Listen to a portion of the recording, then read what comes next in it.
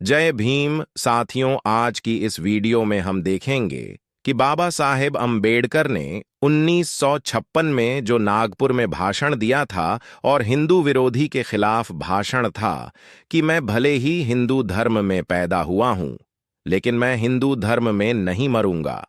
तो बने रहिए वीडियो के अंत तक।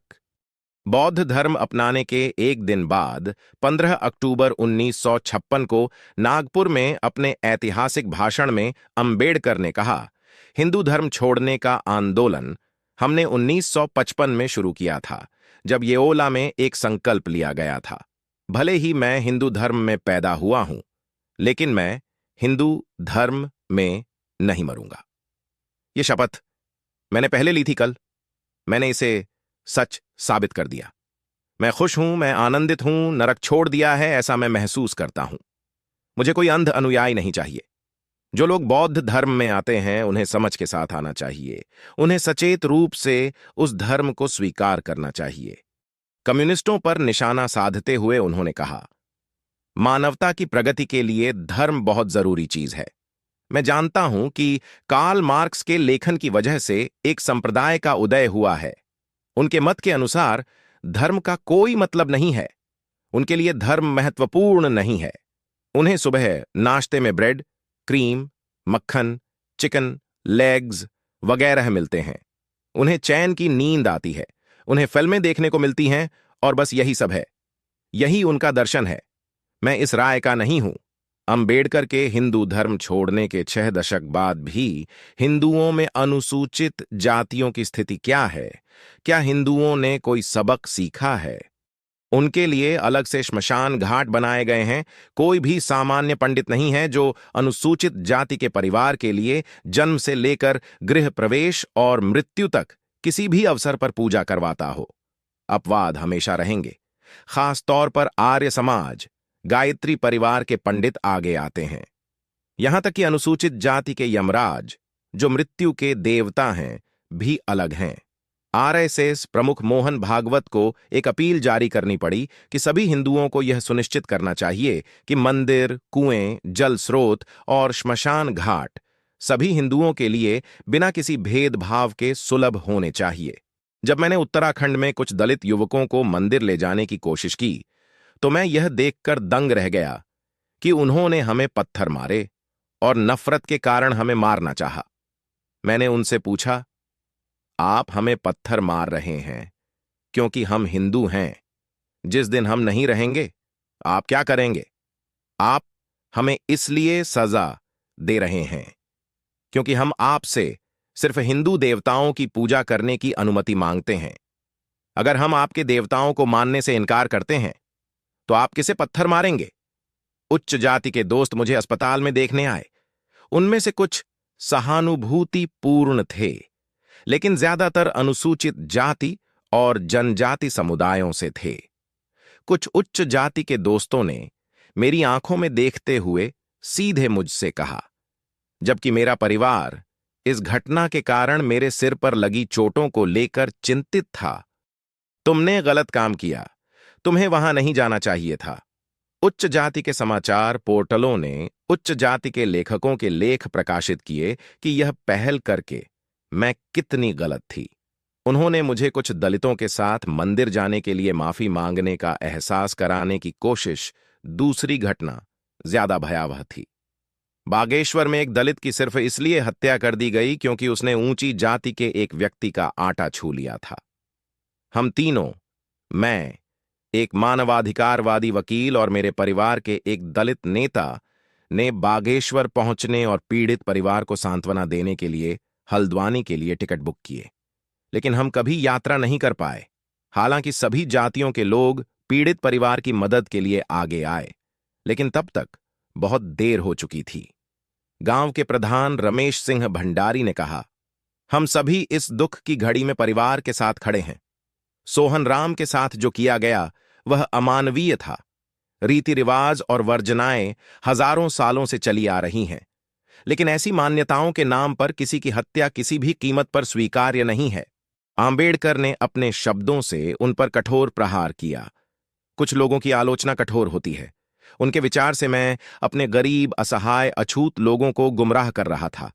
वे कहते हैं, आज जो अछूत हैं वे अछूत ही रहेंगे और अछूतों के लिए प्राप्त अधिकार नष्ट हो जाएंगे। और हमारे बीच के कुछ लोग भ्रमित हैं।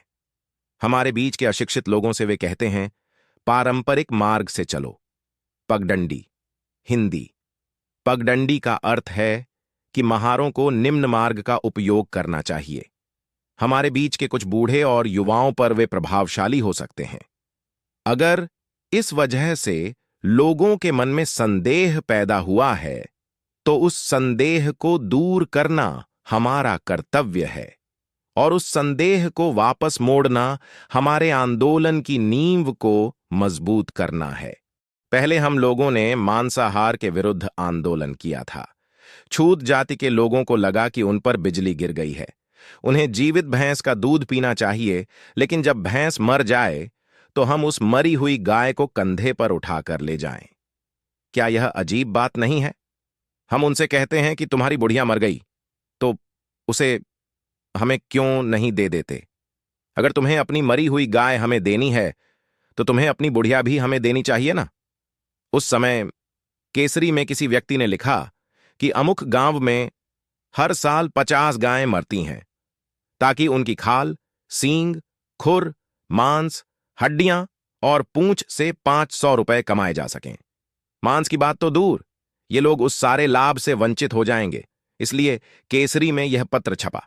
सच में उनके प्रचार का उत्तर देने की क्या जरूरत थी, लेकिन हमारे लोगों को लगता था कि अगर हमारे स्वामी बाबा साहेब इस बात का उत्तर नहीं देते हैं, तो स्वामी आखिर करते क्या हैं? एक बार मैं संगमनेर में एक मीटिंग में गया था। मीटिंग के बाद शाम को खाने का प्रबंध किया गया था। उस समय केसरी के एक रिपोर्टर ने मुझे एक नोट भेजा था, जिसमें उसने मुझसे पूछा था, आप अपने लोगों से कहते हैं कि वे मरे हुए मवेशियों को गांव से न निकालें। उनकी गरीबी देखिए। उनकी पत्नियों के लिए साड़ी और ब्लाउज नहीं, उनके लिए खाना नहीं, उनके लिए खेत नहीं। जब उनके हालात इतने मुश्किल हैं, तो आप क्यों कहते हैं कि खाल, खुर और मांस से हर साल मिलने वाला 500 रुपए का मुनाफा फेंक दो? क्या यह आपके लोगों के लिए नुकसान नहीं है? मैंने कहा, हम आपको जवाब देंगे। मैं यहीं बरामदे में जवाब दूं या किसी मीटिंग में? यह गंभीर सवाल लोगों के सामने आए तो अच्छा है। मैंने सज्जन से पूछा, क्या आपको बस इतना ही कहना है या और भी कुछ है? सज्जन ने कहा, मैंने आपसे जो पूछा है उतना ही जवाब दीजिए। मैंने उस सज्जन से पूछा, आपके कितने बच्चे और आश्रित हैं? उन्होंने कहा, मेरे 5 बेटे हैं और मेरे भाई के भी 5-6 बच्चे हैं। मैंने कहा, फिर आपका परिवार बड़ा है। आपको और आपके रिश्तेदारों को गांव से मरे हुए मवेशियों को जरूर हटाना चाहिए और 500 रुपये का मुनाफा लेना चाहिए। इसके अलावा मैं खुद हर साल आपको 500 रुपये इसके अलावा दूंगा। मेरे लोगों का जो भी होगा, उन्हें खाना कपड़ा मिलेगा या नहीं, यह मेरा मामला है और मैं इसका ख्याल रखूंगा। लेकिन आप इतनी सफल चीज को एक तरफ रख रहे हैं, आप इसे क्यों नहीं अपना लेते? अगर हम काम करते हैं और मुनाफा मिलता है, तो क्या आपके करने से मुनाफा नहीं होगा? आप मरे हुए मवेशियों को क्यों नहीं हटाते? कल एक ब्राह्मण लड़का मेरे पास आया और उसने पूछा, संसद और विधान सभाओं में आपके लोगों को आरक्षित स्थान दिए गए हैं, आप उन्हें क्यों छोड़ रहे हैं? मैंने उससे कहा, आप महार बन जाइए और संसद और विधान सभाओं में उस स्थान को भरिए। अगर कोई सेवा रिक्त है तो वह स्थान तुरंत भर जाता है। उस स्थान के लिए ब्राह्मणों और अन्य लोगों के कितने आवेदन आते हैं। जब सेवा में स्थान इस तरह से भरे जाते हैं, तो आप ब्राह्मण लोग महार बनकर उन आरक्षित स्थानों को क्यों नहीं भरते? अगर हमारा नुकसान हुआ है तो आप क्यों रोते हैं? यह मेरा उनसे सवाल है।